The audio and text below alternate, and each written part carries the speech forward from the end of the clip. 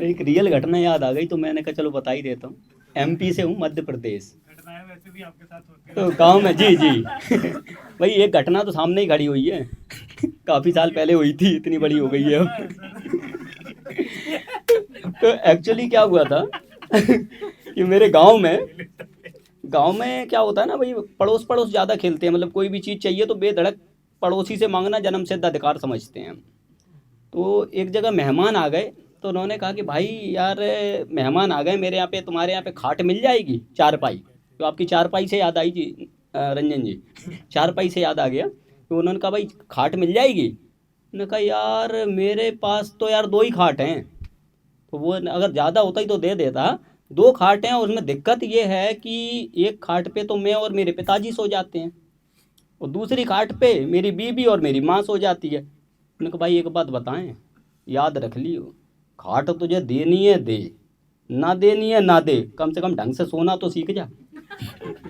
बड़ी दिक्कत हो जाती है साहब। और अपने एज के हिसाब से तो मैं दो ही लाइन लिख पाया हूँ कि अब तो अपने दिल का आलम ही कुछ जुदा मिलता है, आता है जिस पे वही शादीशुदा मिलता है। लीजिए। अब एक बच्चे को देखा मैंने गर्लफ्रेंड के साथ, मैंने बुलाया उसे, हाँ बेटा कौन है ये, कौन है? कहता पापा ये ना मेरी गर्लफ्रेंड है। मैंने कहा ठीक है, देखो आजकल के हिसाब से ना कोई दिक्कत नहीं है, गर्लफ्रेंड हो कोई मैटर नहीं है, बट बेटा बस इतना याद रखना कि बच्चे की गर्लफ्रेंड हो लेकिन गर्लफ्रेंड के बच्चे ना हो, नहीं तो बहुत दिक्कत हो जाएगी। भाई कभी कभी मजाक के मूड में रहते हैं तो ये जो ऑटो वाले आते हैं, तो एक बार ऑटो वाले से ही पंगा ले लिया। मैंने कहा भाई खाली हो क्या? जी बाबूजी खाली है। मैंने कहा आ जाना यार फिर ताश खेलते हैं, कोई मिल ही नहीं रहा है यार। रिक्शे वाले उससे भी आगे होते हैं। एक रिक्शे वाले से कहा मैंने, भाई ये नीलम फिल्म्स जाना है, कितने पैसे लोगे? कह रहा बाबूजी 50 रुपये लूँगा। मैंने कहा 50 रुपये तो नहीं भाई, 5 रुपये ले लो। कह रहा बाबूजी 5 रुपये में तो कोई नहीं ले जाएगा। मैंने कहा ले कैसे नहीं जाएगा, बैठ पीछे मैं ले चलता हूँ, कोई दिक्कत थोड़ी इसमें। तो थोड़ा माहौल चेंज करते हैं। भाई आजकल के जो युवा हैं उनकी सबसे बड़ी प्रॉब्लम है कि पता ही नहीं है करना क्या है, टोटल कन्फ्यूज्ड जनरेशन। तो यहीं से शुरू करते हैं कि न जाने कहाँ अटके हुए हैं, न जाने कहाँ अटके हुए हैं और सब यहाँ भटके हुए हैं। न जाने कहाँ अटके हुए हैं और सब यहाँ भटके हुए हैं, और रच गए इतिहास जो वो भीड़ से हटके हुए हैं। रच गए इतिहास जो वो भीड़ से हटके हुए हैं, और जरा संभले की लगा मिल गई मंजिल, जरा संभले कि लगा मिल गई मंजिल, तभी जोर के झटके हुए।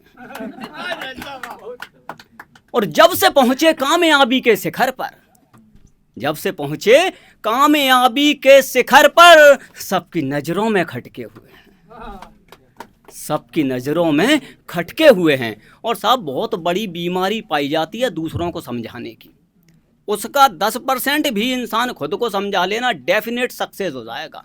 कि मत समझाओ इन्हें अपना समझकर, मत समझाओ इन्हें अपना समझकर, सब यहां सटके हुए हैं और कुछ ना आएगा इन्हें अब समझ में, सब चिकने मटके हुए हैं। वही हमारी जो कविता है उसमें अगर हमारी धर्मपत्नी जी ना हो ना तो अधूरी सी लगती है। तो यहीं से शुरू करते हैं कि जब भी आया प्यार अपनी बीबी पर हमें, जब भी आया प्यार अपनी बीबी पर हमें, 10-15 हज़ार के फटके हुए। उसी समय साहब निबट गए, उसी समय निबट गए साहब, एक्सपीरियंस है अच्छा है। अब थोड़ा पॉलिटिक्स पे प्रहार करते हैं। आजकल के जो नेता हैं ना, कि खिलाने के लिए चाहिए इन्हें अब कुछ नया, खिलाने के लिए चाहिए इन्हें अब कुछ नया, चारा कोयला सड़क पुल सब घटके हुए हैं। और मत बांटो इस देश को जातियों के नाम पर, जब भी हुए हैं फासले कटके हुए हैं। और हो गए जो, इससे ऊपर कुछ नहीं लिख पाया हूँ, कि हो गए जो शहीद इस देश के नाम पर, हो गए जो शहीद इस देश के नाम पर, भारत माता की कसम मुकाबले डट के हुए हैं, मुकाबले डट के हुए हैं जिला पाकिस्तान। जी। तो चलिए, अभी यहाँ पे हिंदू मुस्लिम सब हैं, तो उनके लिए अगर अपने लाइफ में कुछ अच्छा लिख पाया हूँ, सिर्फ 4 लाइनों में निपटाया है कि मिलनी ईद की कर लो और मिलन रंगों की होली का। मिलनी ईद की कर लो मिलन रंगों की होली का, आखिर कब तक जवाब देते रहेंगे हम गोली से गोली का। आखिर कब तक जवाब देते रहेंगे हम गोली से गोली का। और आजकल क्या होता है ना, अभी आप सब लोग हैं तो 2 लाइनें आपके लिए जो आप सुनना चाहते हैं, और 2 लाइन मेरे लिए जो मैं कहना चाहता हूँ। तो अब वैसे कन्याएं काफ़ी हैं, तो कहते हैं कि चाहने वाले तुम्हें तो चांद कहते हैं।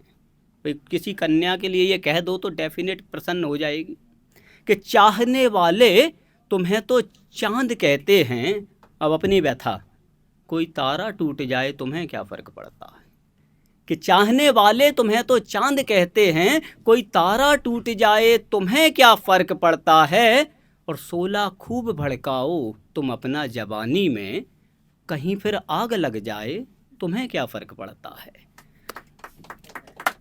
कहीं फिर आग लग जाए तुम्हें क्या फ़र्क पड़ता है। और अब मैं सबको कह रहा हूँ कि युवाओं, खूब बहकाओ तुम कदम अपने जवानी में। भाई ऐसा ही तो बंदा चाहिए जो सरेआम कह सके कि नैन मटक्का चोंच मटक्का की सरेआम इजाज़त मिल सके कि युवाओं, खूब बहकाओ तुम कदम अपने जवानी में, और घर की आन मिट जाए तुम्हें क्या फ़र्क पड़ता है। घर की आन मिट जाए तुम्हें क्या फ़र्क पड़ता है। और हवस दिन रात घूमती फिरती है गलियों में चौराहों पर, कोई फूल सी बच्ची मुरझाए तुम्हें क्या फ़र्क पड़ता है। तुम्हें क्या फ़र्क पड़ता है। और बस इसके बाद लास्ट है, उसके बाद अपना स्थान लूँगा। अच्छा, आप लोगों ने कौन बनेगा करोड़पति देखा होगा, काफ़ी लोगों ने देखा होगा। तो होस्ट कौन है उसमें। एक नया एक्सपेरिमेंट करते हैं, अमिताभ जी को साइड कर देते हैं और नाना पाटेकर को बिठा देते हैं। अब नाना पाटेकर साहब के अंदाज में कौन बनेगा करोड़पति।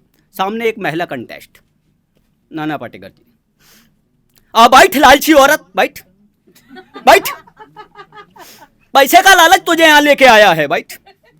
घर पे एक पति नहीं संभाल सकती, यहाँ करोड़पति बनने आई है, बैठ बैठ। बता मेरा पहला सवाल,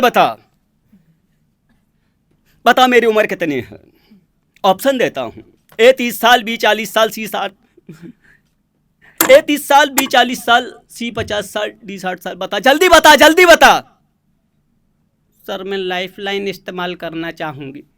ए पहले क्वेश्चन पे लाइफ लाइन। हाँ, घर में कुछ नहीं आता था, घर में चौका बासन नहीं कर सकती थी, यहाँ काय को आई है, काय को आई। बता, कोई लाइफ लाइन नहीं मिलेगी, बता जल्दी बता।